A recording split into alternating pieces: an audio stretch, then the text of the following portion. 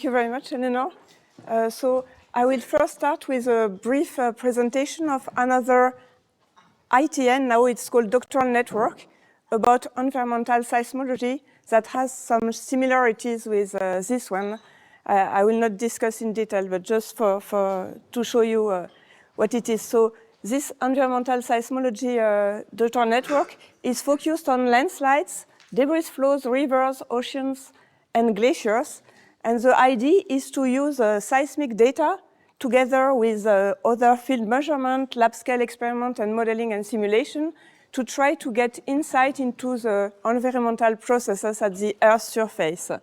And so there are 10 universities that are involved, and the PI is GFZ and Jens Turovsky in particular.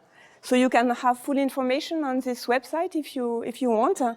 And so the global idea is to coordinate and transfer knowledge from two disciplines, which are seismology and geomorphology.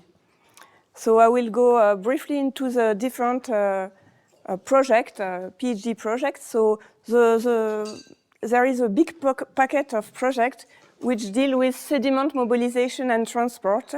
And so the first one is to study different kind of hill slope processes. So landslide, debris flows, sediment storage and transport, water flux with seismic data always, and together with measuring these processes at the field scale with other empirical analysis and other field measurements. So this is GFZ IPGP.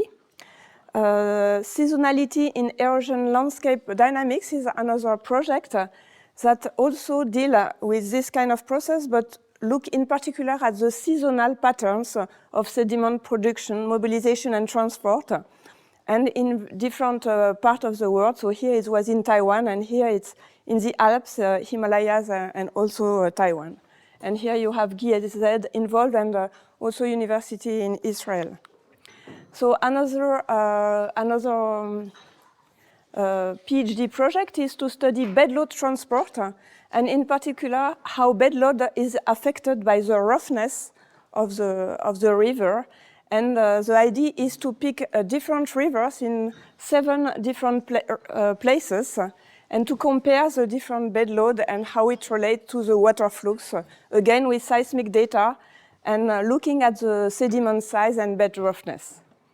Another project that is a little bit also can be connected with another one that we had today is monitoring debris flows with distributed acoustic sensors, and in particular using pre-existing fibers and try to follow the debris flows. And the general idea is to make some detection algorithm based on 10 to 20 debris flows very well instrumented in Ilgraben in Switzerland. And so this involves WSL, again, so university in Israel, and also Norway University here. So as another project, always in this kind of fields, is to detect seismically the rock slide in Norway. This is something very important there for hazard assessment, and in particular to discriminate between the rock slide seismic signal and other seismic signals generated by snow avalanches and rock glaciers to make hazard detection. And so this is also something between University of Grenoble-Alpes and Norway University. Again, the last two things are now less on field data, but more on modeling. Here it's lab scale modeling, and here it's numerical modeling. So here there are new lab experiments on river flows and sediment transport that measure also the seismic waves at the lab scale and try to relate it with granular flow motion, rheology of this kind of things, and water flux. And so this is led by University of Grenoble together with GFZ, in collaboration with other people. And here is something that is more dedicated to numerical modeling of the process.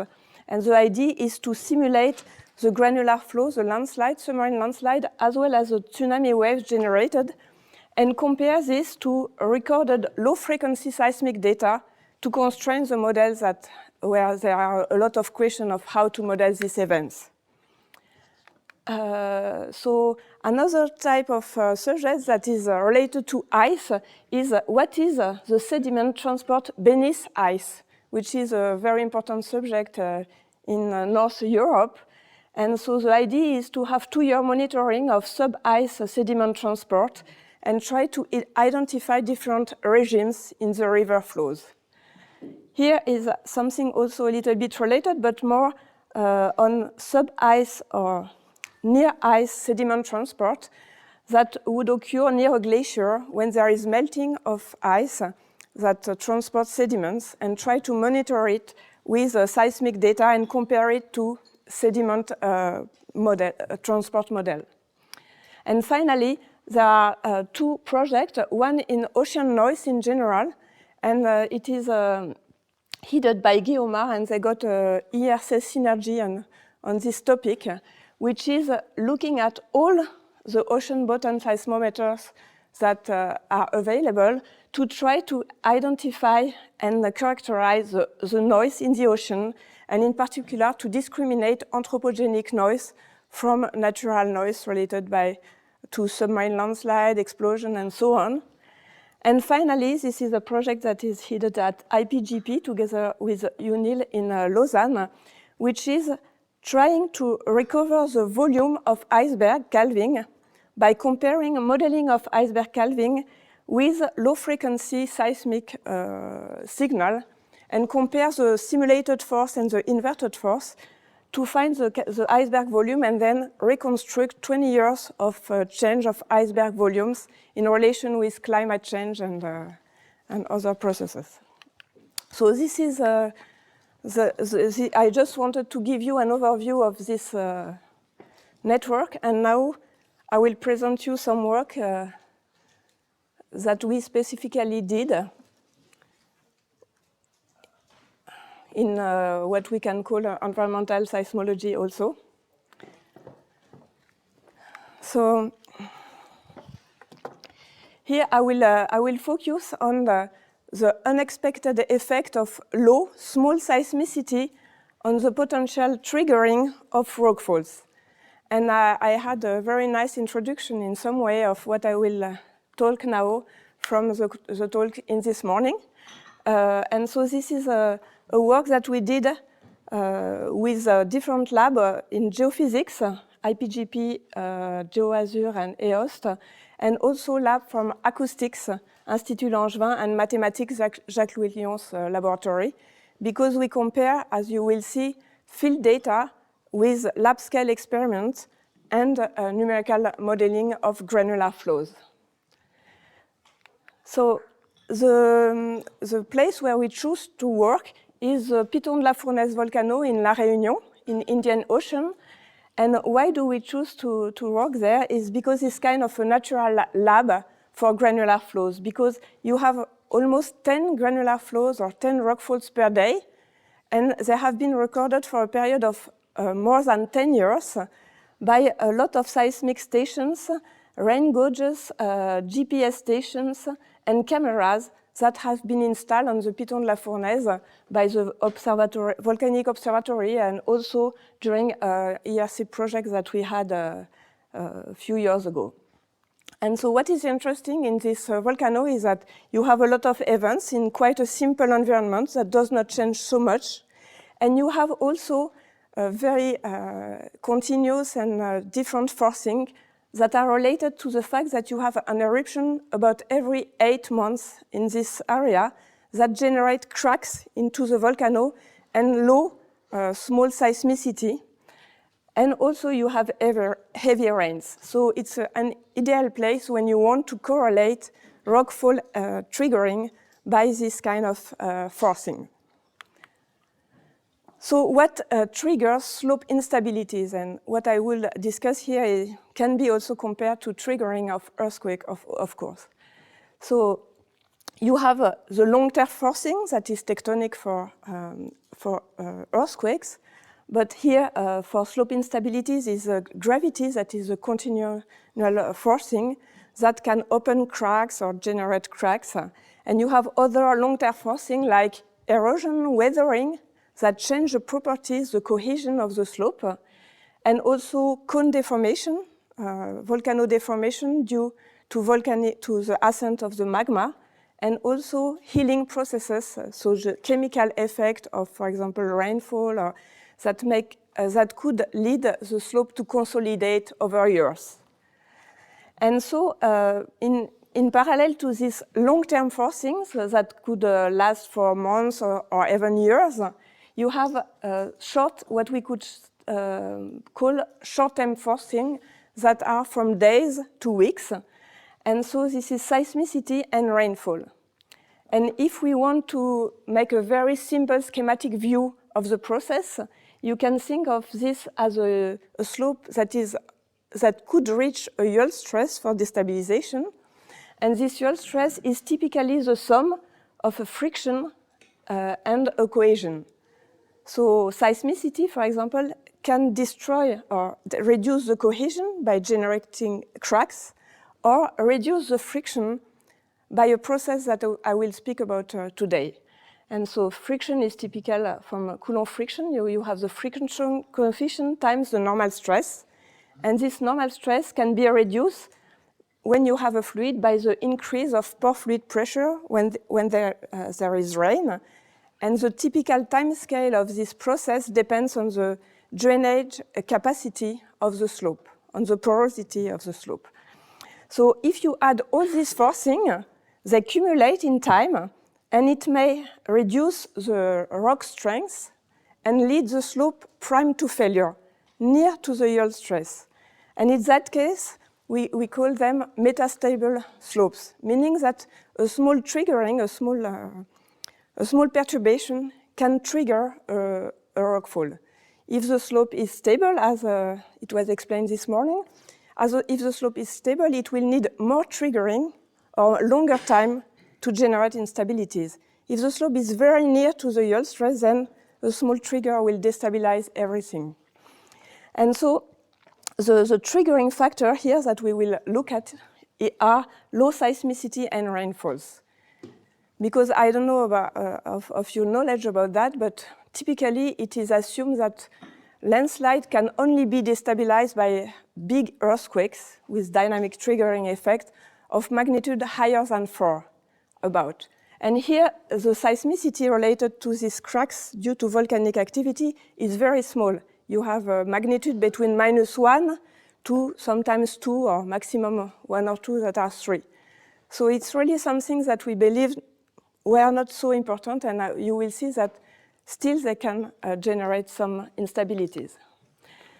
So here, just to show you a rockfall, a typical event. So here you can see, normally you will see a rockfall that has been captured by camera. And together you can see the seismic signal that is recorded on the volcano by a seismic station. And you see the spectrogram, and you see how the seismic energy increases with time until the mass is stopping. And you see from that the duration of the seismic signal is about the same as the duration of the flow on the picture. And just for you to know, what generates these seismic waves is the fluctuation of the force that the granular flow applies to the ground when the mass is flowing down. And so the thing is that we want to use that to characterize the rockfall and to have a good rockfall catalog. And to have a good rockfall catalog, what we need the number of events, we need their localization that we can have from the seismic signals they generate. And ideally, we would like to have their volume. And I will show you one way of recovering the volume of rockfalls from the seismic signals they generate. So to do that, it's not obvious just when you look at that. So we have to understand what happened and go back to the physical process. And it's why we do some lab scale experiments. So it was in particular done in the PhD of Maxime Farin. So what he did a lot of experiments where he released granular beads on an inclined slope. And so here you can see the flow. And this flow, on this plane, we put some acoustic sensor and record the seismic signal generated, the spectrogram. So you see the analogy with the field observation. And we can measure also the seismic energy here as a function of time. So all the colors here are the signal, the seismic energy calculated for different slope angles. Okay, you can go very up to 20 degrees, for example, here. And so the thing is how we can extract the volume, for example, of the landslide from this seismic signal. And the idea is to show that the seismic energy change in time in the same way, approximately, as the loss of potential energy that is represented here in the dashed line. So we have kind of equivalence between seismic energy and loss of potential energy. And at the lab scale, at least, we can measure this efficiency, this ratio, which is between 2 and 5, 10 to the minus 4. So can we use that as the field scale, sorry? So we try to do that, and it's a little bit tricky because on the volcano, it's not so easy to calculate the loss of potential energy.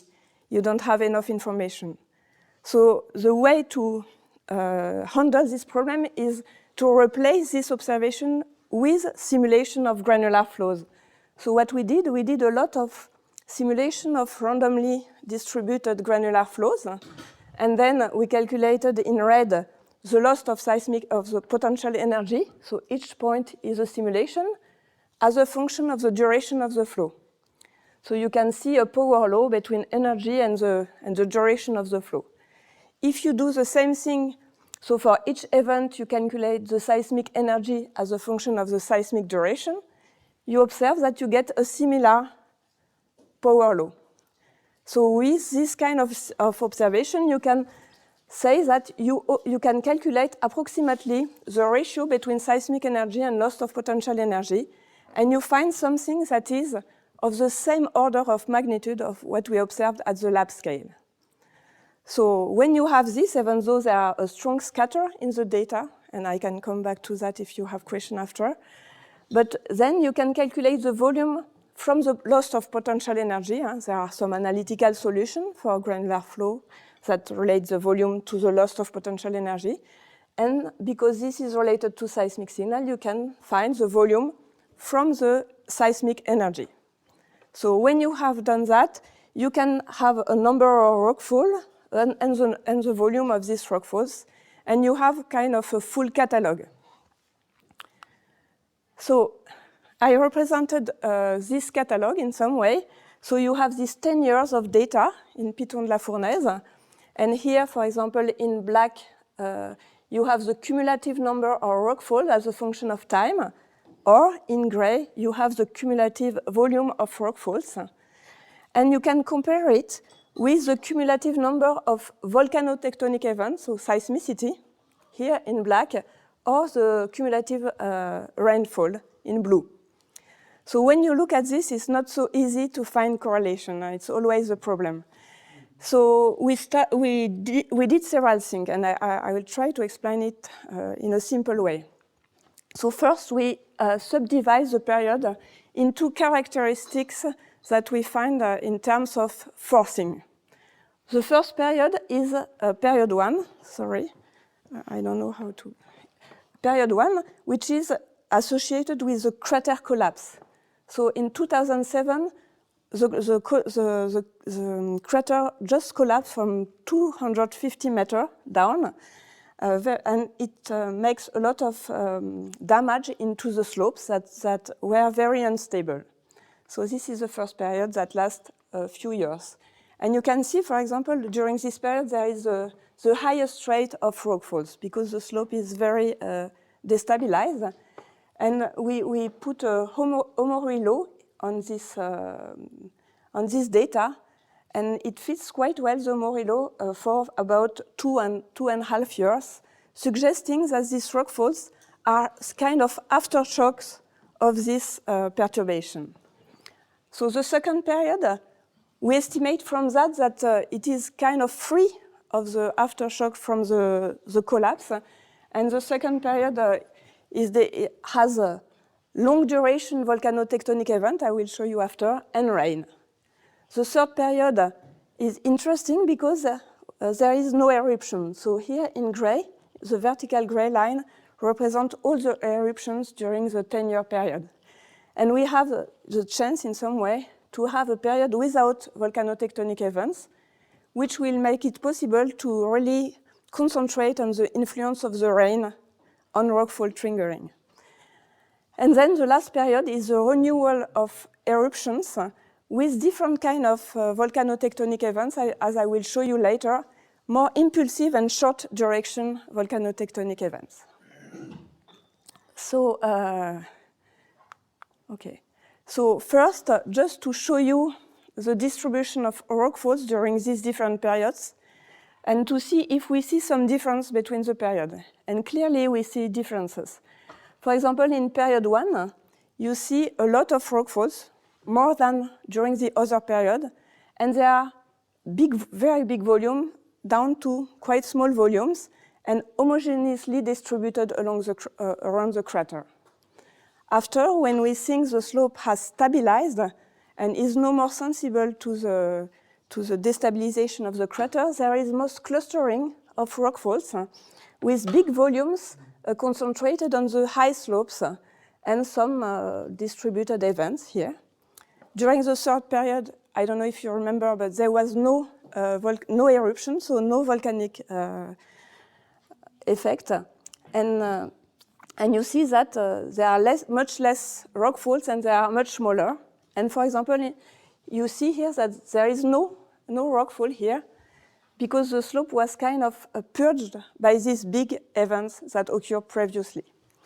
And now, once the eruptions start again, you see again kind of a clustering in this area, a little bit like period 2. So just by eye, without any quantification, we see that there are different behavior of the slope depending on these periods. And the thing is that it is the signature of the stabilization state of the slope. How much it is stable, how much it is close to the yield stress in some way. And the idea is that the sensibility of the slope to the forcing will differ depending on the stability state of the slope, obviously. So it is why what we have tried to do using a statistical analysis, because if you just look at the signal, it's really difficult to say something. So what I represented here. So first here in gray, you have the number of volcanotectonic events for all the period, and the data are stacked on a sliding window of 15 days to see something. So you have this kind of evolution. And below, so in parallel, you have the number of rockfall in red. And you can look, everybody can look and try to see if it seems to be correlated. So when we look it seems that, for example, here it is correlated, and here it seems correlated, but sometimes there is a delay, or we don't really know what it is, but it seems that in some periods there are correlations. So to try to quantify this, what we did is something that is quite classical, I think, for earthquake, is that we take each rockfall and put it at zero time here. This is a red line, and we calculate the number of volcanotectonic before and the number of volcanotectonic events after. So if there is a higher number of seismicity before, it suggests that seismicity triggers rockfalls. If this is the same, it suggests that it doesn't. So this is the basic idea. So you can see in the first period here, so the slope here represents the total cumulative number of VT, and it seems to be symmetric, so there doesn't seem to have an effect of seismicity on rockfall triggering. And you may wonder why there is this gray line.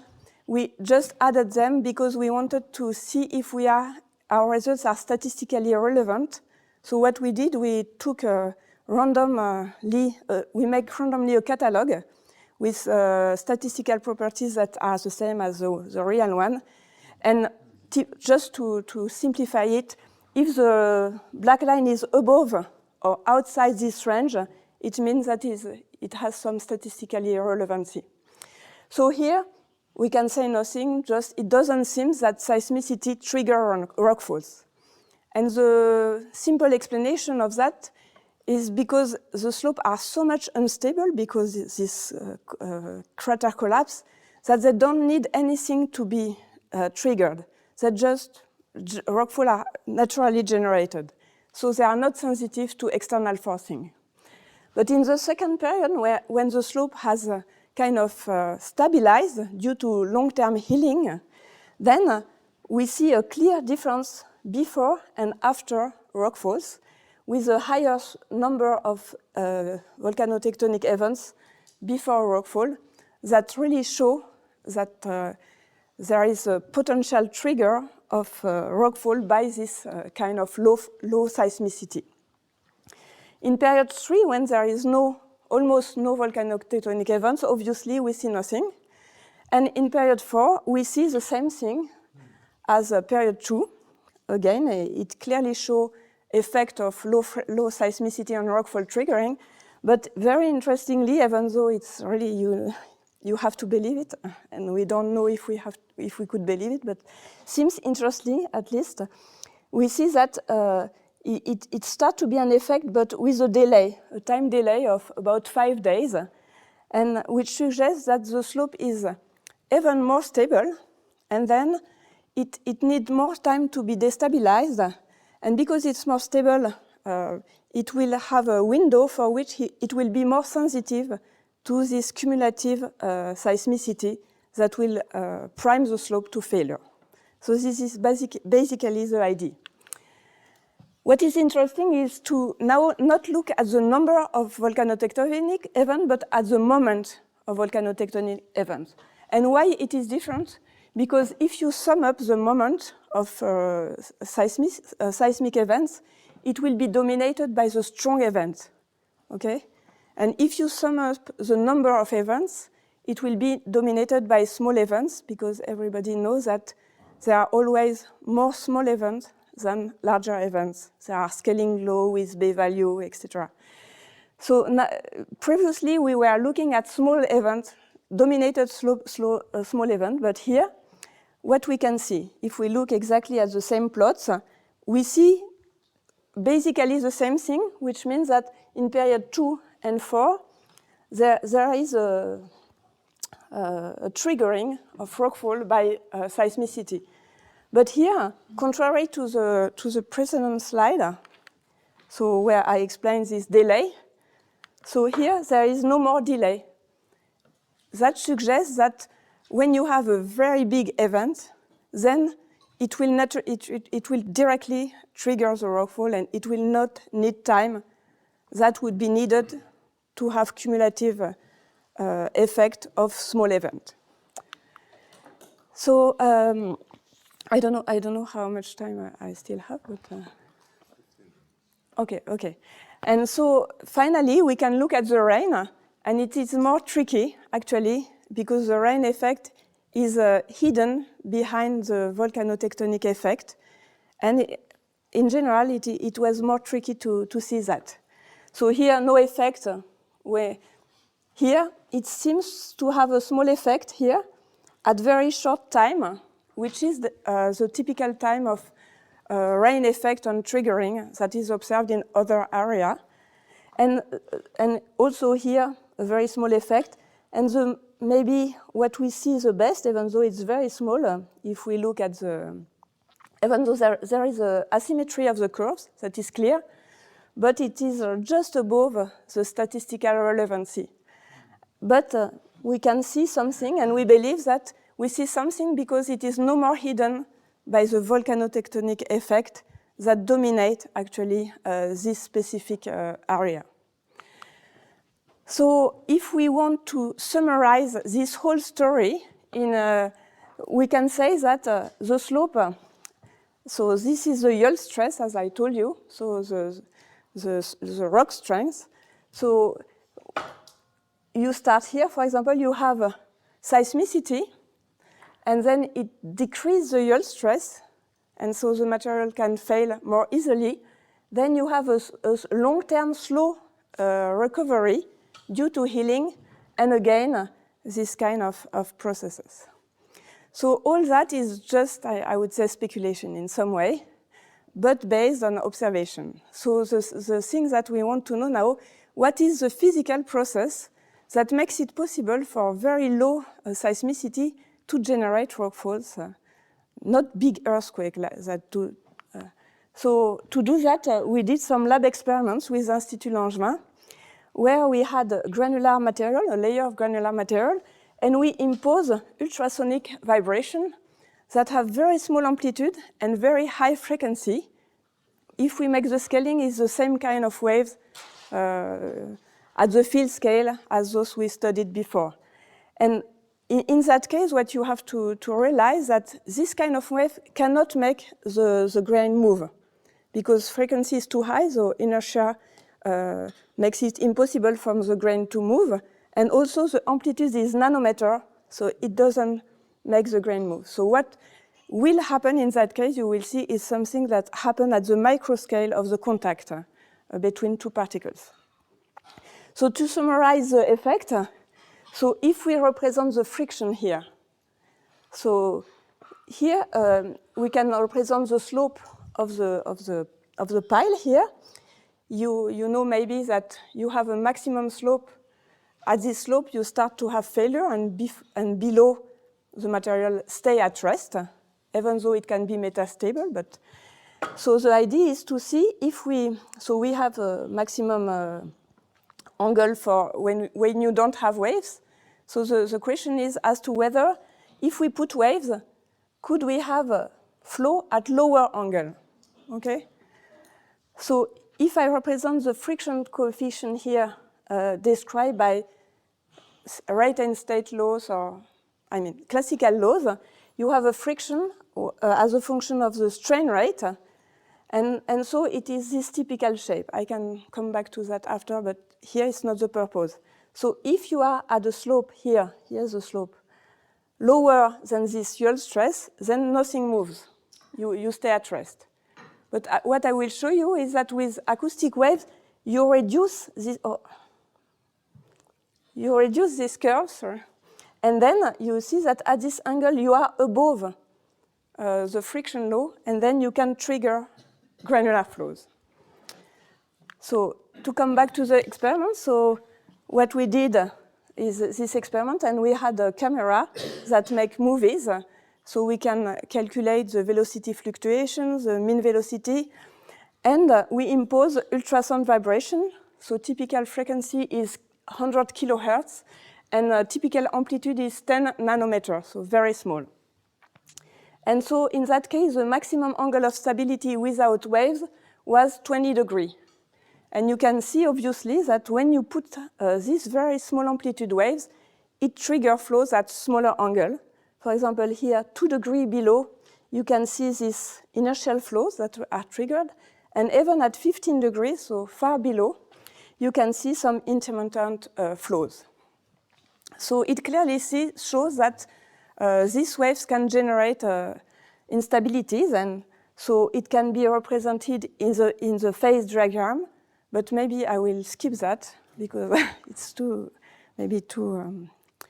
Okay, so just what I wanted to show you is that if we put this is the threshold in some way as a function of the characteristics of the waves. So here is the amplitude of the wave, here is the frequency of the wave, here is the thickness of the layer, and μs is a static friction without waves. If you put all that together, you can kind of gather, even though there are strong dispersion, your results that were much more scattered if you don't do that.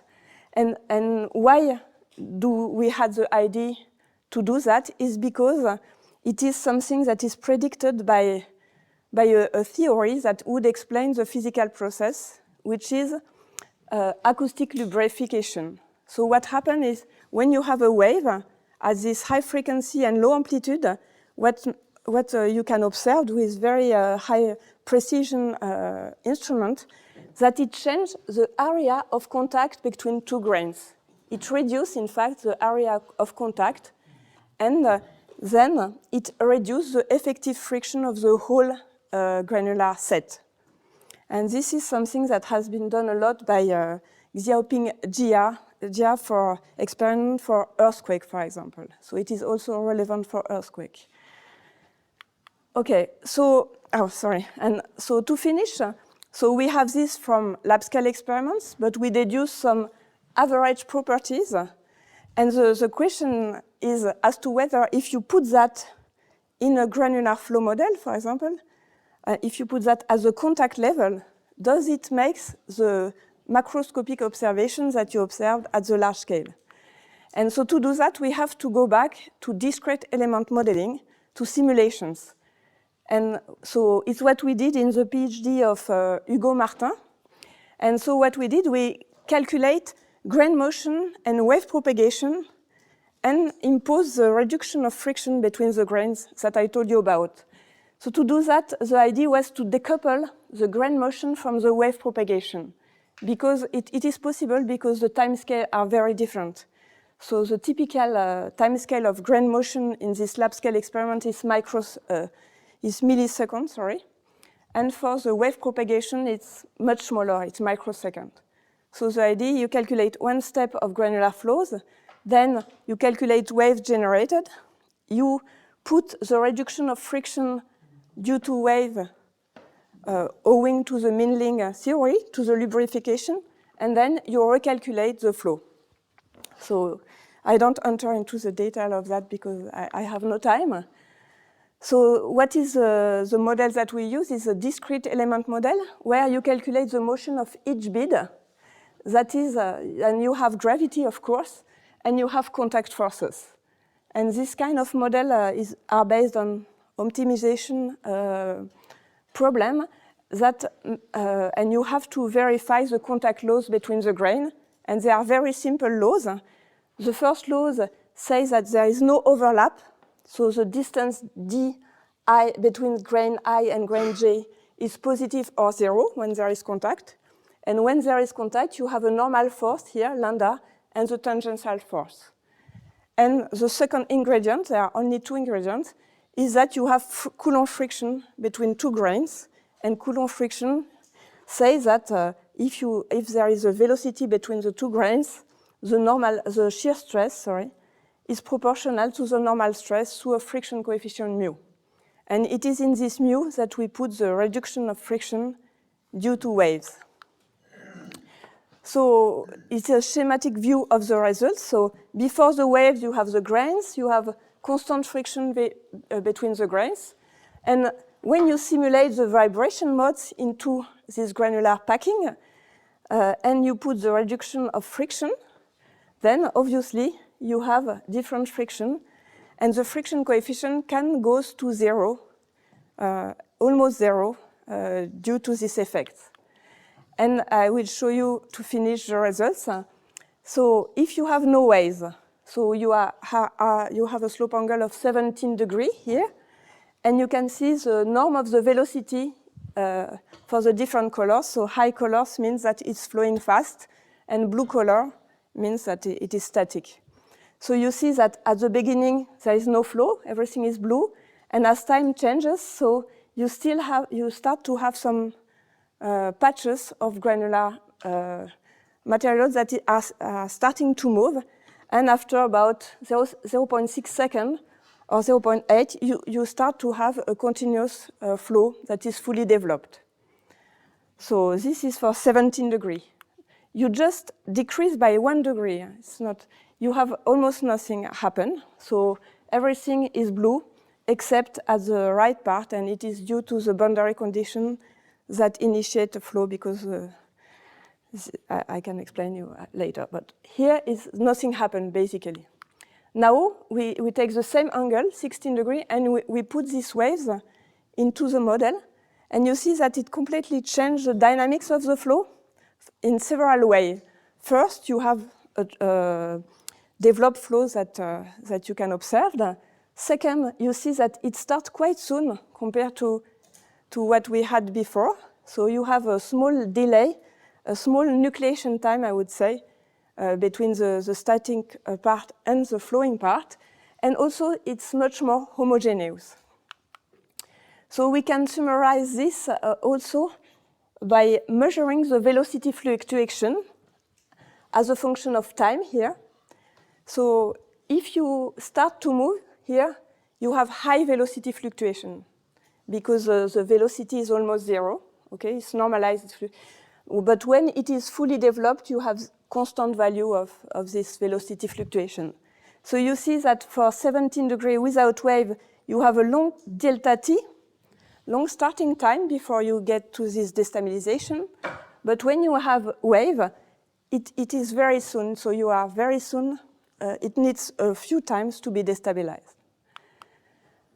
So to finish, my last slide is to represent in a global way all the experiments, and we represent the maximum thickness of the flow that could stay at rest and that is not destabilized.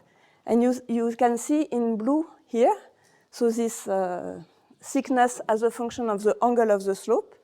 You can see that if you have no waves here, for example, the layer is stable here at 17 degrees, the layer of 15 diameter.